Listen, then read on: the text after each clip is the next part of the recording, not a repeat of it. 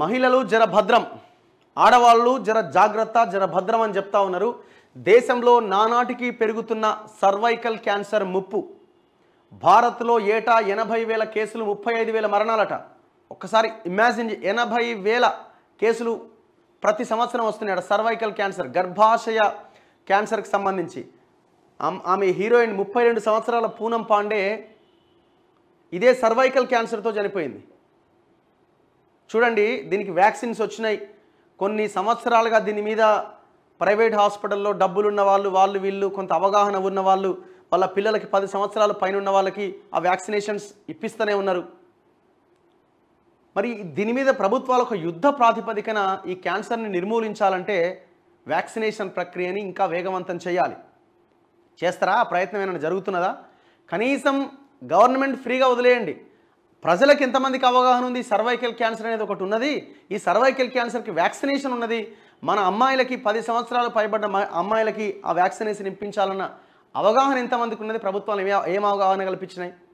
దుర్మార్గులు ఈ పార్టీలు ఒక్కొక్కడు ప్రభుత్వంలోకి వచ్చిన తర్వాత పేపర్ యాడ్లు వందలకు వందల INPRతో కోట్ల రూపాయల యాడ్స్ ఇప్పిస్తారు. ఓ ఆయన చేయెత్తి, వీడు చేయెత్తి, వాడు చేయెత్తి, మాకే ఓటేయండి అని, మేము ఇది చేసినాం అది చేసినామని. ఇట్లాంటి అవగాహన కార్యక్రమాలు చేయరు.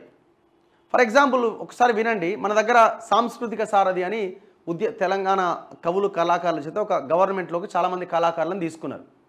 వాళ్ళకు జీతం ఏదో కొంత ఇచ్చి చేస్తున్నారు. వాళ్ళని దేనికి వాడుకున్నారు? ఎగ్జాంపుల్ చెప్తున్నాను నేను. వాళ్ళని దేనికి వాడుకుంటున్నారు? ఇట్లాంటి ప్రజల్లో అవగాహన పెంపొందించే కార్యక్రమాలకి వాళ్ళని వాడాలి. పార్టీ కార్యక్రమాలకు వాడుకున్నారు. ఎవడు అధికారంలో ఉంటే వాడు వాడతాడు.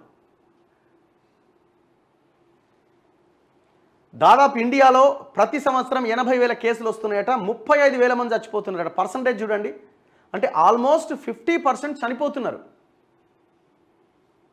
సర్వైకల్ క్యాన్సర్ కట్టడికి కేంద్ర ప్రభుత్వం చర్యలు. సెప్టెంబర్ నుంచి వ్యాక్సినేషన్కు సన్నాహాలు. టీకాలు పరీక్షలతో చాలా వరకు తగ్గే ముప్పు. రేపు ప్రపంచ క్యాన్సర్ దినమట. ఈ ఒక్కరోజే మాట్లాడుకుంటారు ఇక కథం, మళ్ళీ తెల్లారే ఉండదు. ఇక భారత్లో ఏటా దాదాపు 80,000 మంది గర్భాశయ క్యాన్సర్ బారిన పడుతున్నారు. 35,000 మంది ప్రాణాలు కోల్పోతున్నారు. అయినా 1% మంది మహిళలు మాత్రమే గర్భాశయ క్యాన్సర్ పరీక్షలు చేయించుకుంటున్నారు. ఈ పరిస్థితుల్లో సర్వైకల్ క్యాన్సర్ నివారణ కోసం 9 నుంచి 14 ఏళ్ల బాలికలకు టీకా ఇవ్వడానికి ప్రయత్నిస్తున్నట్లు కేంద్ర మంత్రి నిర్మలా సీతారామన్ బడ్జెట్ ప్రసంగంలో వెల్లడించారు. ఆ మర్నాడే ప్రముఖ మోడల్ నటి పూనం పాండే గర్భాశయ క్యాన్సర్తో చనిపోయారు. దీంతో సర్వైకల్ క్యాన్సర్ అంశం హాట్ టాపిక్గా మారింది. ఈ నేపథ్యంలో అసలు గర్భాశయ క్యాన్సర్ అంటే ఏంటి, ఎలా సంక్రమిస్తుంది, లక్షణాలు ఏంటి, నివారణకు మార్గాలున్నాయా, ప్రభుత్వం ఏం చేస్తోంది? ఒక చిన్న కథనం వీళ్ళు రాశారు. దాదాపు భారత్లో స్త్రీలలో రొమ్ము క్యాన్సర్, గర్భాశయ క్యాన్సర్లే అధికంగా వస్తున్నాయట. 2022లో 14 లక్షల కేసులట, 9 లక్షల మరణాలట. చూడండి ఒక్కసారి, అంటే అన్ని రకాల క్యాన్సర్లు కలుపుకుంటే 14 lakh కేసెస్, 9 లక్షల మంది చచ్చిపోయారు. అంటే ఎబో 50% చనిపోయారు. ఎక్కడ 60-70% చనిపోయారు. పురుషుల్లో నోటి క్యాన్సర్, లంగ్ క్యాన్సర్లు WHO నిరుడు 3.4 లక్షల సర్వైకల్ కేసులు. కేంద్రం తెలంగాణలో ఏటా 15,000 సర్వైకల్ క్యాన్సర్లట. మన తెలంగాణలో 15,000 మంది సర్వైకల్ క్యాన్సర్ బారిన పడుతున్నారట ప్రతి సంవత్సరం మన తెలంగాణలో. MNJ ఆసుపత్రిలో 13% కేసులు ఇవే ఉన్నాయట ఇప్పటికీ.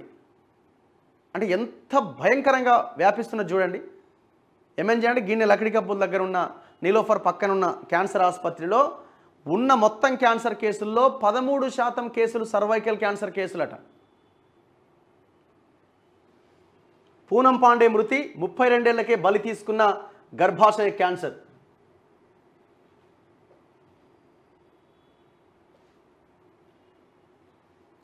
ప్రముఖ నటి మోడల్ పూనం పాండే అకాల మరణం చెందారు. కొంతకాలంగా గర్భాశయ క్యాన్సర్తో బాధపడుతున్న 32 ఏళ్ల పూనం గురువారం రాత్రి కన్నుమూశారు. ఈ విషయాన్ని ఆమె మేనేజర్ శుక్రవారం ఉదయం ధృవీకరించారు. ఈరోజు చాలా బాధాకరమైన విషయాన్ని తెలియజేయాల్సి వచ్చినందుకు చింతిస్తున్నాం. తమ ప్రియతమ నటి పూనం పాండే గర్భాశయ క్యాన్సర్తో గురువారం రాత్రి కన్నుమూశారు. ఈ విషాద సమయంలో ఆమెను స్మరించుకుంటూ వారి కుటుంబ గోప్యతకు భంగం కలిగించవద్దని కోరుతున్నాం అని పేర్కొన్నారు. అయితే మరణానికి సంబంధించిన వివరాలు వెల్లడించడానికి ఆమె కుటుంబం అందుబాటులో లేదట.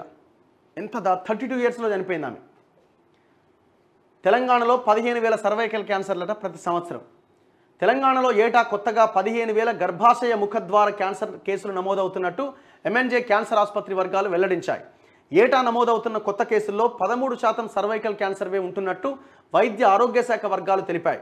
ఒక్క ఎంఎన్జే ఆసుపత్రిలోనే రోజు 300 నుంచి 400 మందికి సర్వైకల్ క్యాన్సర్ పరీక్షలు చేస్తుండగా 2 నుంచి 3 కేసులు బయటపడుతున్నాయి. ఈ నేపథ్యంలో ప్రత్యేక డ్రైవ్ లాగా తమ వద్ద దీనికి ఉచితంగా వ్యాక్సిన్ వేస్తున్నట్లు MNJ cancer institute director doctor Jayalatha తెలిపారు. ఎంతమందికి తెలుసు ఫ్రీ వ్యాక్సినేషన్ ఆడ ఇస్తున్నారని?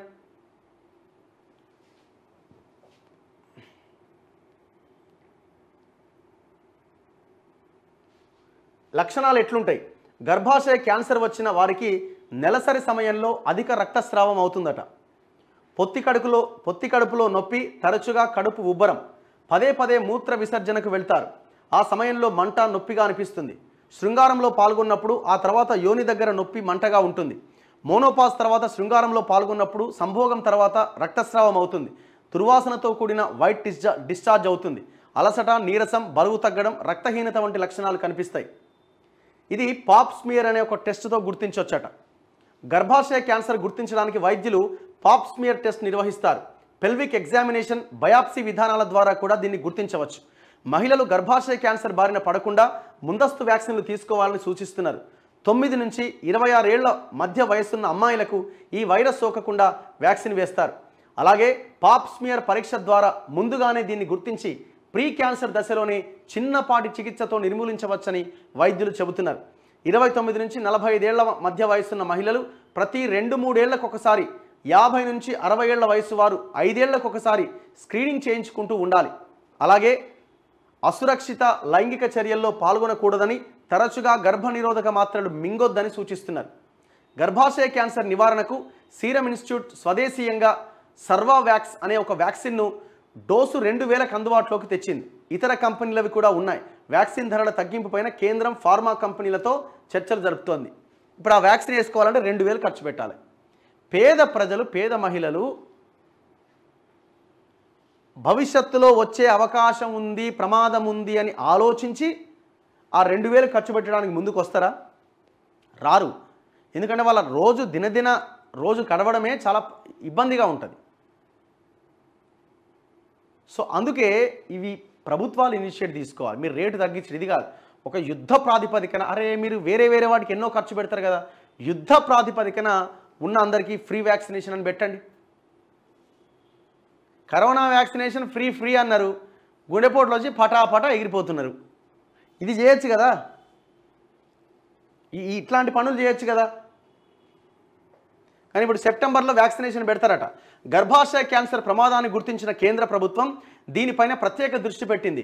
9 నుంచి 14 ఏళ్ల బాలికలు దీని బారిన పడకుండా ఉండేందుకు వ్యాక్సినేషన్ను ప్రోత్సహిస్తామని నిర్మలా సీతారామన్ బడ్జెట్ ప్రసంగంలో పేర్కొన్నారు.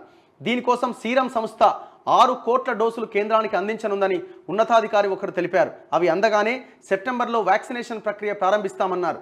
అందులో భాగంగా 9 నుంచి 14 ఏళ్ల వయసున్న బాలికలకు 2 డోసులు టీకా ఉచితంగా ఇవ్వొచ్చని భావిస్తున్నారు. ఫార్మా కంపెనీలతో కేంద్రం చర్చలు ఫలించి ఈ వ్యాక్సిన్ విరివిగా అందుబాటులోకి వస్తే ఒక్కో డోసు ధర 200 నుంచి 250 వరకు ఉండొచ్చని అంచనా వేస్తున్నారు. యుద్ధ ప్రాతిపదికన పని చేయాల. Very dangerous. అసలు మన తెలంగాణలో 15,000 కేసులు అంటే ఒకసారి ఇమాజిన్ చేసుకోండి. ఒకసారి ఎంఎన్జే ఆసుపత్రిలో 13% కేసులు అవే ఉన్నాయట.